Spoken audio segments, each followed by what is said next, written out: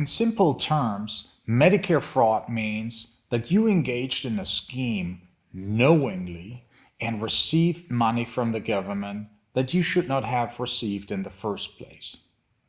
There are two problems with such a claim. First, it is certainly strange that Medicare would pay you to then claim fraud after payment and often after you even passed audits. Two, it is extremely rare to find someone orchestrating a big scheme without any due diligence or signs of compliance. That said, there are two ways to defend you against Medicare fraud charges. From the many clients that have switched to us in these cases, I understand that most lawyers will claim you had no intent. That's not our approach, and here's why.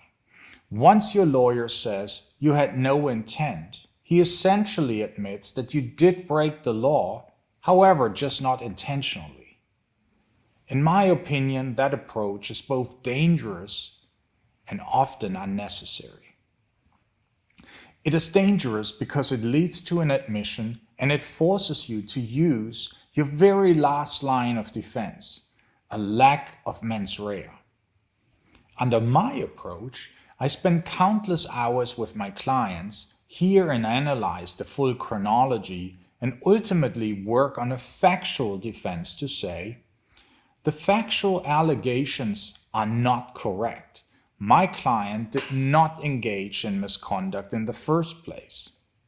I do so with a team of former FBI OIG agents, professional with unimpeachable credibility.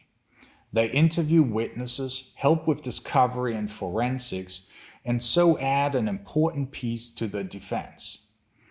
Without counting, I can represent that I have avoided charges, indictments, and jail time in Medicare fraud investigations well into the hundreds for physicians, psychiatrists, labs, home health and hospice agencies, and anyone else depending on Medicare payments for their livelihood. I would be happy to achieve the same for you.